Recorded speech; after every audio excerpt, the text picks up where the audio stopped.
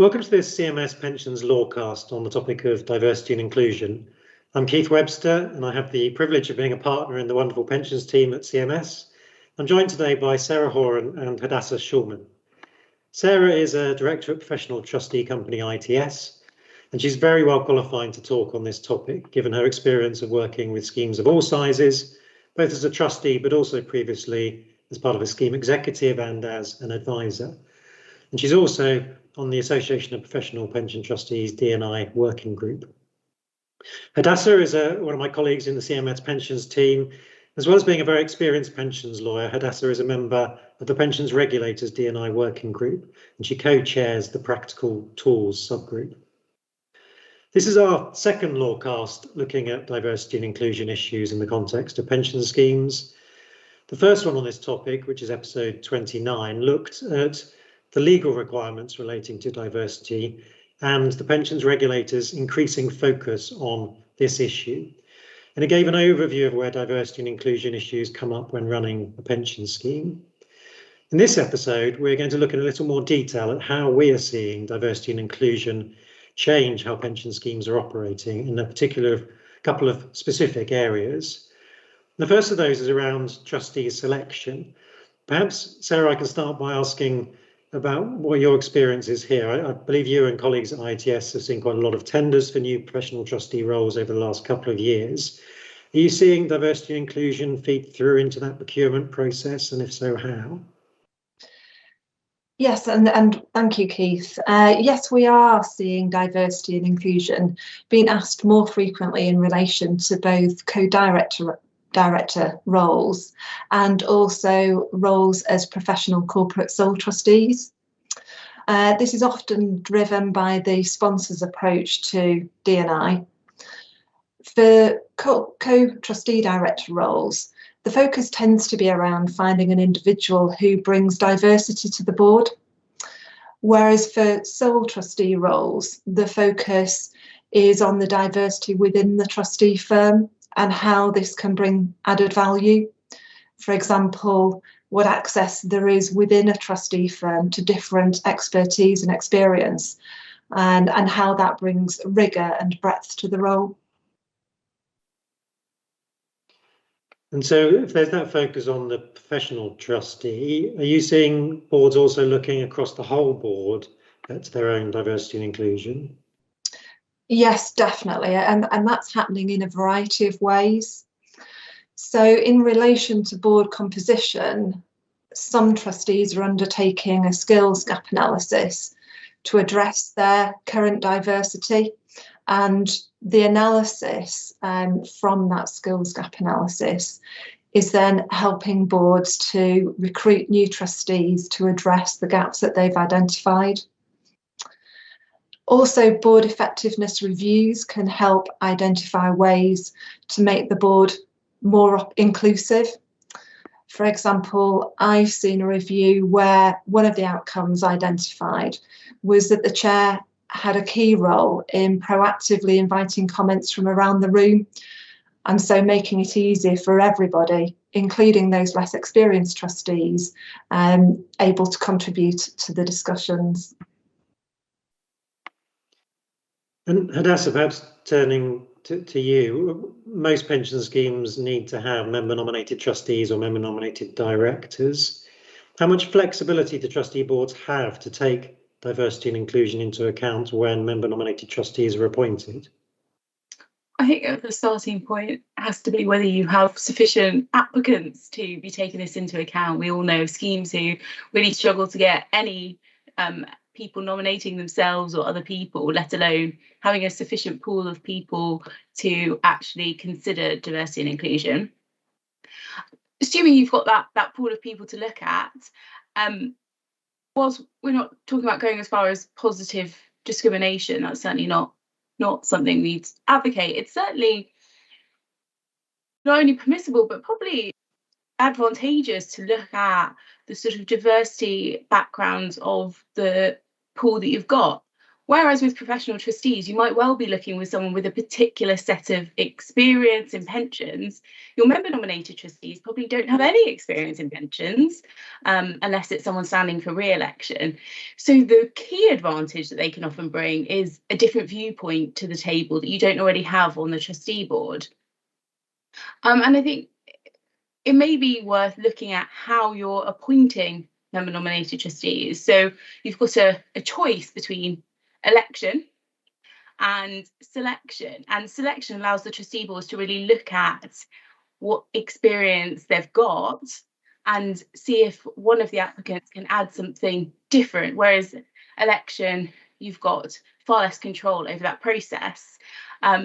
Now, that's not to say that for all schemes selection will be a way forward, but it's certainly an option to consider if you're looking at how you might bring more diversity through your M&T process.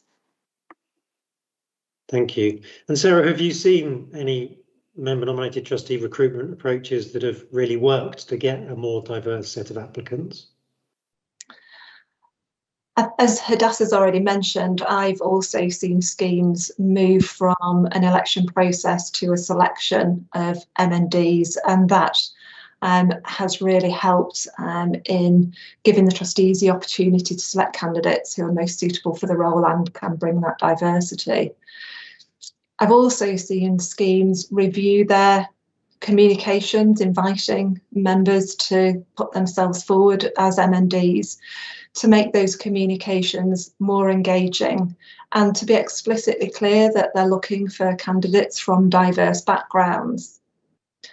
And on a practical note, I've seen as part of the nomination process, schemes offer an initial induction session, and that really helps to demystify the role for the potential candidates and giving them the confidence to put themselves forward for nomination, and so generating a greater pool that can then be that the final candidates can be selected from.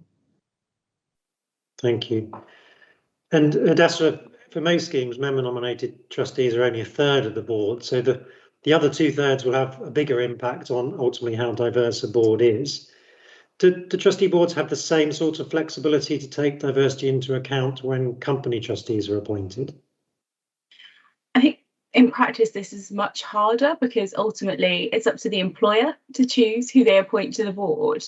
But that doesn't mean that it's not possible, and certainly having an open dialogue with the employer about what skills and backgrounds might be really advantageous to the trustee board is really important. And actually, a lot of employers now have their own diversity and inclusion strategy, and it might be a really good opportunity for them to enhance what they're doing internally. For example, if they've got a strategy to try and get more people having experience of being on boards, actually sitting on the trustee board is a really great way to start building up a pool of people with some new experiences.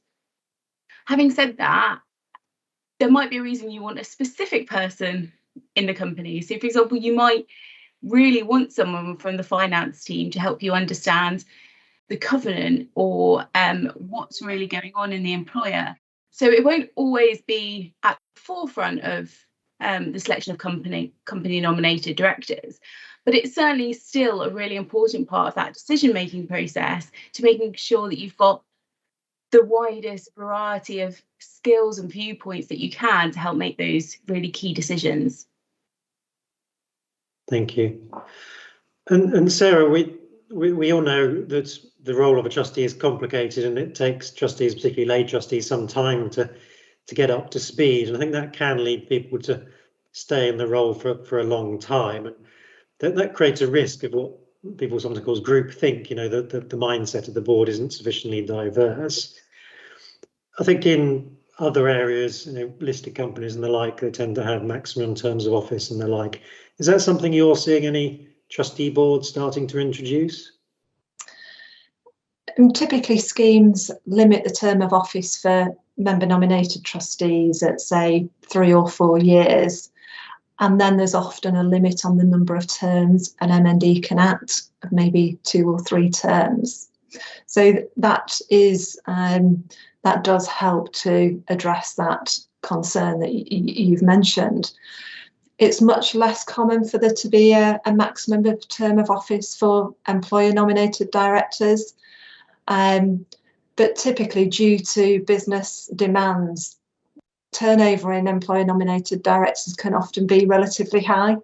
So it's clearly less of an issue.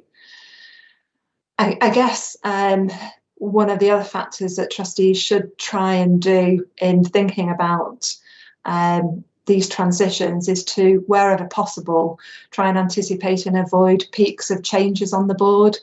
So where there are terms of office in place, have those on a staggered basis, so that maintains that continuity on the board and avoids too much change at any one point in time. Thank you. Perhaps now we could move on to look at another area where diversity and inclusion is very important, which is member communications. I think it's probably an area that has perhaps had less of a focus than trustee selection, but has the potential to have a much bigger impact on how successful a scheme is at providing good retirement outcomes. And Hadassah, perhaps I can start by asking you, what are the legal obligations on trustees to take diversity characteristics into account when providing communications and services to members? So the starting point for legal obligations here is the Equality Act 2010, which provides that trustees can't discriminate on the grounds of protected characteristics when carrying out any scheme functions. And providing communications and member services is quite clearly one of the scheme functions. For anyone who might have missed our last LawCast where we talked through the protected characteristics, just a quick reminder of what those are. They are age, disability, gender reassignment, marital status, pregnancy, race, religion or belief, and sex.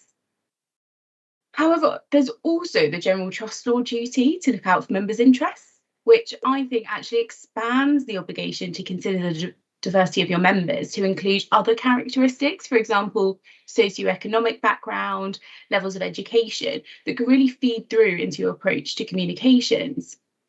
So examples of how this might change the way you look at communications as a trustee board: accessibility is clearly vital to make sure that you're not discriminating against members who might have difficulty in accessing, for example, a letter. If you just sent it out written in English, you might want to find a way of sending out Braille communications or in different languages if, for example, you have a large population who speak a different language. Trustees running specific comms exercises, for example, closure to accrual or pie exercise, might want to think about the timing of any communication exercises, or particularly roadshows, to see if there are any religious occasions that might prevent some members from coming along and actually gaining the same understanding. And also thinking about the form of communication. So are you just sending a letter, or could you also send a video explaining something? Because we know that people learn in different ways. And it will vary depending on the membership of your scheme, which of these things are more important and can make more of an impact to your members. Thank you. And given all that and the importance, obviously, of members understanding their benefits, and I guess also given the fact that quite a lot of pension schemes, the actual benefits themselves are not that inclusive. There's quite a focus on legal spouse, for example, in lots of schemes. Are you seeing an increase in D&I coming through in member complaints and how complaints are argued? Definitely. It's not to say members necessarily identify their complaints in that way. They tend to just explain it from their own point of view without necessarily attaching labels that we as an industry put on it. But certainly discrimination type complaints are coming through more and more as people are becoming more aware, just as part of their general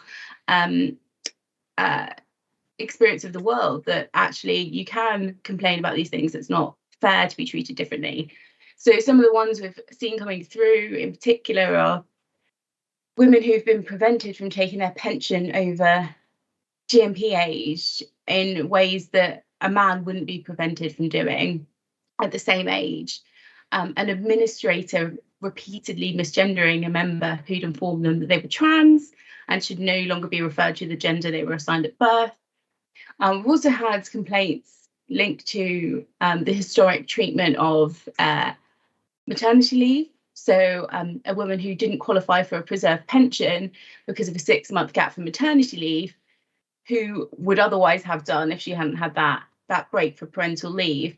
So there's lots of different ways that this can feed through into complaints, and I suspect particularly with the regulator now making more of it, we're going to see more complaints in this area.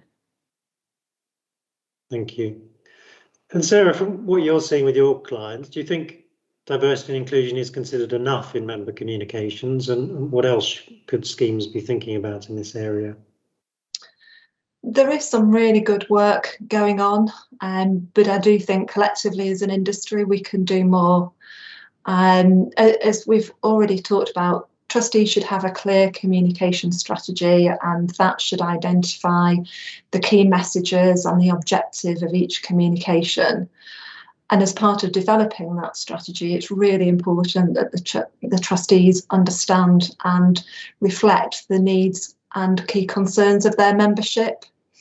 And that can include members' preference for how they want to receive communications. And the sponsor may provide some useful insight here that they've gained from their experience of communicating with their diverse workforce. The trustees need to consider the method of communication that will be most effective for the members. And paper communications issued by post still have their place, but schemes are increasingly looking at more innovative routes. And as Hadassah has mentioned, video communications, video benefit statements are often very well received and can provide information in a very accessible way to a whole range of members. Thank you. Perhaps now move on to the final area I'd like to cover, which is looking at advisors. Clearly, advisors play an important role in helping trustees run their scheme, and so the diversity of an advisor, or including a fund manager, can have an impact. Sarah, you've obviously seen this from both the trustee side and the advisor side. But are you seeing trustee boards taking more notice of a company's diversity and inclusion approach when they're selecting advisors and fund managers? I think you're absolutely right that advisors play a key role in bringing diversity to a trustee board, and particularly in challenging that groupthink and sharing their experience of what's worked well for other schemes. Trustees do look for advisors who can bring this diversity of thought to the board. I think trustees are starting to take account of advisory firms' own approach to D&I, but I think that is likely to be focused on seeing that approach in action and then considering what added value this brings to the trustee board. Thank you. And then perhaps a final question for the day to Hadassah. On your sort of regulator working group, is this something you're seeing the regulator is looking at? Yes, definitely. And I think the role of advisors is certainly something we've talked about a lot, because the regulator is conscious that we've got trustee boards of different sizes. And if you've got a trustee board of 12, you might be able to come up with a really diverse and inclusive board strategy just amongst the trustees. If you've got a board of 3, it's much more difficult to do that. And so there's very much a focus on what can advisors be doing to help trustee boards bring more diversity of thought into their thinking. And I certainly think we're going to see more of the regulator looking at this through things like the own risk assessment that's going to be coming through shortly. What are you considering the risks of groupthink as part of your risk management? And that will feed through into those sorts of regulatory reviews, even if there isn't a specific D&I box to tick. Thank you. So I think it's clear that diversity and inclusion is going to continue to be a developing area of focus for pension schemes, and I hope today's Pensions LawCast has provided you with some helpful insights into what we are seeing in the industry and some steps you could perhaps take with your own schemes. You can find all 32 of our CMS Pensions LawCasts on our website, cms.law. And please watch out for the next episode, which looks at some of the new requirements of the Pension Schemes Act, which is due out on the 9th of November. That just leaves it to me to thank my colleague, Hadassah Shulman, for her incisive comments, and in particular to thank Sarah Horan from ITS for joining us today and sharing the benefit of her experience when dealing with diversity and inclusion in running her pension schemes. And finally, thank you all for joining this CMS Pensions LawCast. I hope you found it interesting and helpful.